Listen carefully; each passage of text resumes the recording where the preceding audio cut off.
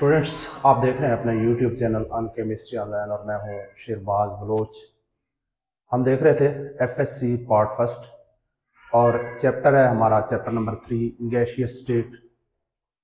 आज का टॉपिक है हमारा Dalton's law of partial pressure.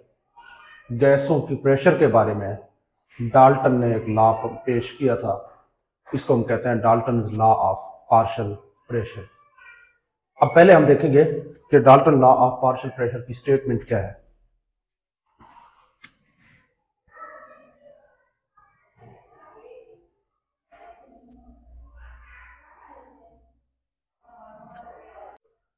Total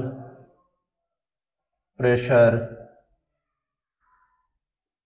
exerted by a mixture of non-reacting gases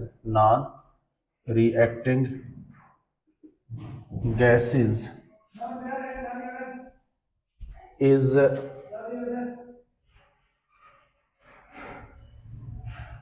equal to the sum of partial pressure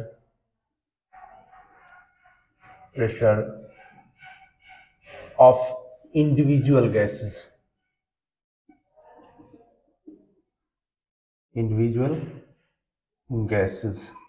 अब ये statement क्या बताना चाह रहा है, इसको समझने के लिए यहां पे लेते हैं एक एग्जांपल। सपोज के मेरे पास है 3 गैसेस 3 सिलेंडर के अंदर। ये इस सिलेंडर में एक गैस है, गैस 1 इसको नाम देते हैं, और एक और गैस है एक और सिलेंडर में, इसको गैस 2 का नाम देते हैं, और एक और सिलेंडर में गैस है, इसको गैस 3 का नाम देते हैं। अब ये याद रहे कि इन गैसों का वॉल्यूम सेम है, यानी अगर फर्ज करते हैं इस सिलेंडर रखे हुए हैं आपके सामने, इन सबका जो वॉल्यूम है, सबका वॉल्यूम कितना है 1 डेसीमीटर क्यूब, इसका भी 1 डेसीमीटर क्यूब है और इसका भी 1 डेसीमीटर क्यूब है, यानी इन गैसों का वॉल्यूम सेम है और टेम्परेचर भी इनका हमने सेम रखना है, कांस्टेंट रखना है। टेम्परेचर है फर्ज करें इनका 0 डिग्री सेंटीग्रेड, और यहां भी 0 डिग्री सेंटीग्रेड, यहां भी 0 डिग्री सेंटीग्रेड। तो हमने टेम्परेचर को भी चेंज नहीं होने देना, टेम्परेचर भी हमारा सेम होना चाहिए और वॉल्यूम भी सेम होना चाहिए। अब इन गैसों का जो प्रेशर है उसको हम पार्शियल प्रेशर कहते हैं। इस गैस के प्रेशर को हम कहेंगे P1, इसका जो पार्शियल प्रेशर है उसे हम कहेंगे P1, और इस गैस के प्रेशर को हम कहेंगे P2। इसी तरह से इस गैस के प्रेशर को हम कहेंगे P3। तो 3 गैसें हैं, तीनों का प्रेशर हमने दिया हुआ है। इस गैस 1 का प्रेशर P1 है, गैस 2 का प्रेशर P2 है और गैस 3 का प्रेशर P3 है। अब इस तरह करेंगे कि एक और सिलेंडर लेंगे और इस सिलेंडर का वॉल्यूम भी वही 1 डेसीमीटर क्यूब होना चाहिए, याद रहे 1 डेसीमीटर क्यूब। सिलेंडर का वॉल्यूम चेंज नहीं होना चाहिए। अब हम क्या करेंगे, इन तीनों गैसों को यहां इन सिलेंडर से निकाल के इस सिलेंडर के अंदर भर देंगे, तीनों गैसों को। अब हमने क्या किया, इन तीनों गैसों को इसमें डाल दिया इस सिलेंडर के अंदर, और डालने के बाद अब कंडीशन वही है, ये भी 1 डेसीमीटर क्यूब है, टेम्परेचर इसका भी 0 डिग्री सेंटीग्रेड है, और इसका जो प्रेशर है, अब क्योंकि यहाँ पे गैसों का मिक्सचर आ गया है, नॉन रिएक्टिंग गैसेस हैं ये तीनों, और इनका जो मिक्सचर है इसके प्रेशर को हम देंगे टोटल प्रेशर PT, इसको हम नाम देंगे। अब वो कहता है कि ये जो मिक्सचर ऑफ गैसेस है, देखें total pressure exerted by a mixture of gases, ये गैसों का मिक्सचर है ऑफ नॉन रिएक्टिंग गैसेस, ये तीनों ऐसे गैसें हैं जो आपस में रिएक्ट ना करते हो, is equal to the sum of partial pressure of individual gases. ये हमारे गैसों के ये इंडिविजुअल गैसेस हैं 1 2 3 इंडिविजुअल गैसेज हैं, और इनका जो सम होता है, देखें यहाँ पे हम प्लस लगाएंगे तो इनका सम बन जाता है। इनका सम बराबर आता है किस चीज के, मिक्सचर के टोटल प्रेशर के इक्वल आ जाता है। तो इस मिक्सचर का जो प्रेशर है, मिक्सचर ऑफ गैसेस का जो प्रेशर है, उसको हम कहेंगे पीटी, टोटल प्रेशर। तो टोटल प्रेशर वो कहता है हमारे पास कितना आएगा, total pressure is equal to partial pressure of gas 1 plus partial pressure of gas 2 plus partial pressure of gas 3। तो यहां इस इक्वेशन से हम कह सकते हैं कि टोटल प्रेशर कितने के बराबर आता है, गैसों के मिक्सचर का जो टोटल प्रेशर है वो बराबर आता है sum of partial pressure of individual gases. ये हमारा स्टेटमेंट है। अच्छा जी, अब इसको लेके आगे चलते हैं। फर्ज करते हैं इस गैस, यहां पे हमारे पास है गैस 1 की जगह पे हमारे पास है हाइड्रोजन गैस, और यहां पे हमारे पास है मीथेन गैस CH4, और यहां पे हमारे पास है ऑक्सीजन गैस। ये 3 डिफरेंट गैसेस हैं, नॉन रिएक्टिंग है। अब ये जो प्रेशर है, टोटल प्रेशर है, हमने इन तीनों को यहां पे इकट्ठे किया इस सिलेंडर के अंदर। इसका वॉल्यूम भी 1 डेसीमीटर क्यूब है। अब जो टोटल प्रेशर आना है वो कितना आएगा, PT is equal to pressure of, किस चीज का प्रेशर है, H2 gas plus pressure of CH4 gas plus pressure of oxygen gas. तो ये हमारे पास टोटल प्रेशर आएगा PO2। तो ये हमारे पास है टोटल प्रेशर है इनका। अब फर्ज करते हैं इसका जो प्रेशर है वो H2 का जो प्रेशर है वो है 400 टार, और P2 जो है CH4 का जो प्रेशर है, अब यहाँ पे P1 की बजाय मैं कहूंगा PH2, और इसका जो पार्शियल प्रेशर है CH4 का वो आ रहा है 500 टार। अब इसका जो पार्शियल प्रेशर आ रहा है O2 का वो आ रहा है 100 टार। तो हमारे पास टोटल प्रेशर कितना आएगा, PT देखें 400 500 900 और 1000 कितना आता है 1000 टार। तो ये 1000 टार आ गया।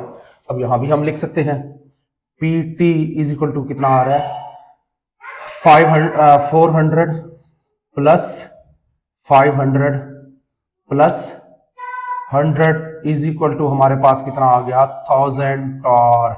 ये हमारा टोटल प्रेशर आ गया इन गैसेस का। तो ये स्टेटमेंट है दरअसल Dalton law of partial pressure का स्टेटमेंट है टोटल, इसको हमने यहां पे एक्सप्लेन किया है।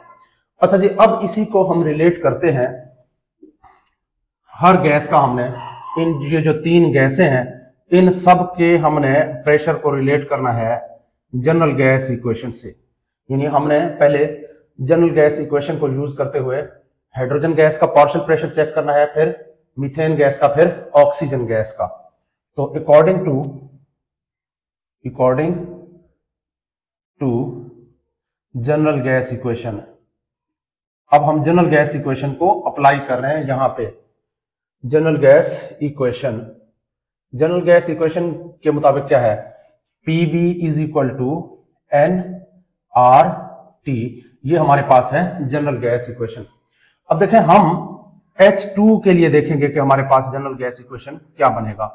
अब PH2, अब ऊपर वाली इक्वेशन के मुताबिक PH2V is equal to NH2RT।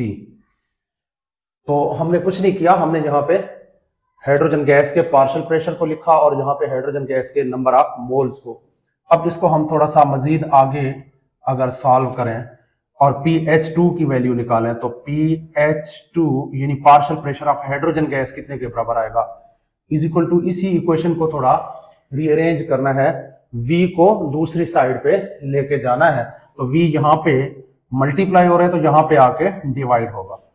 तो NH2RT डिवाइडेड बाय V, और ये हमारे पास आ गया PH2। अब देखते हैं PCH4 हमारे पास क्या आएगा, PCH4 is equal to NCH4RT इस इक्वेशन के मुताबिक। अब इसको थोड़ा सा मजीद आगे ले जाके PCH4V है, ये PCH4V is equal to NCH4RT। अब PCH4 हमारे पास कितना आएगा, देखें इस V को हम दूसरी साइड पे लेके जाएंगे तो NCH4RT ओवर V। इसी तरह से हमारे पास नेक्स्ट है PO2।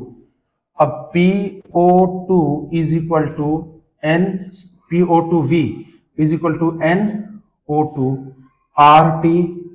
अब इसको थोड़ा सा मजीद आगे जाके हम PO2 partial pressure of oxygen gas हम मालूम करना चाहेंगे। तो PO2 is equal to rearrange करेंगे, V इस साइड पे आएगा, NO2RT ओवर V। तो ये हमारे पास इक्वेशंस आएंगे। अब हमने PT मालूम करना है, total pressure.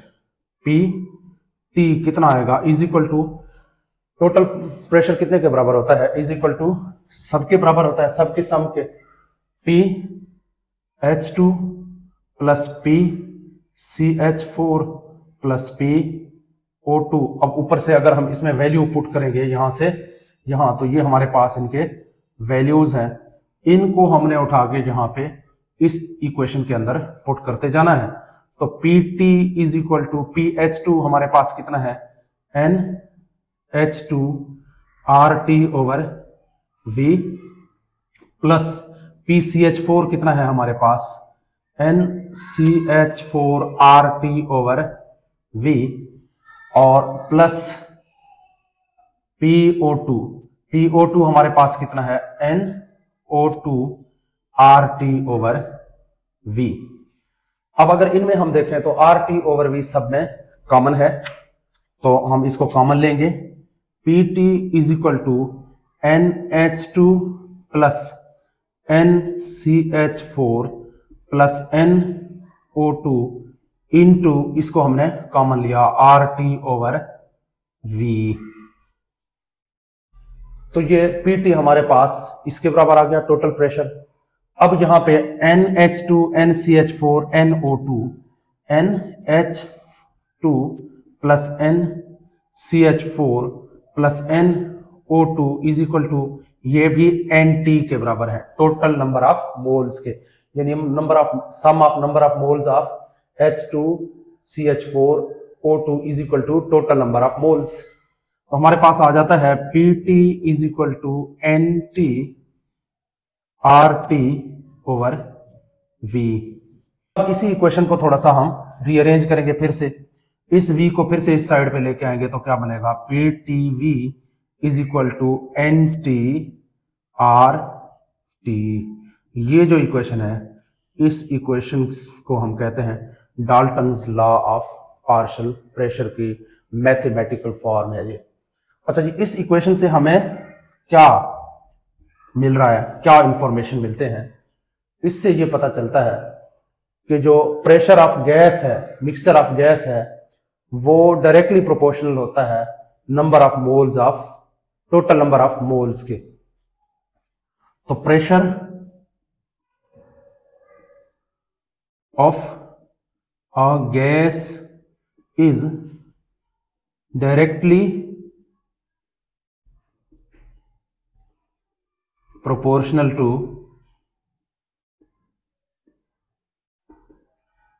the total number of moles of mixture of gas, mixture of gases, gases की मिक्सचर के टोटल नंबर ऑफ मोल्स के। देखें जो प्रेशर है वो किस चीज के डायरेक्टली प्रोपोर्शनल आ रहा है, क्योंकि ये टेम्परेचर और वॉल्यूम कांस्टेंट है हर जगह। देखें ऊपर देखें, वॉल्यूम हमारा हर जगह 1 डेसीमीटर क्यूब है हर चीज में, और इसी तरह से ये जो वॉल्यूम है और टेम्परेचर है ये कांस्टेंट है। टेम्परेचर भी यहाँ पे हमारे पास जो है वो कांस्टेंट है हर जगह, टेम्परेचर भी कांस्टेंट है, वॉल्यूम भी हर जगह कांस्टेंट है।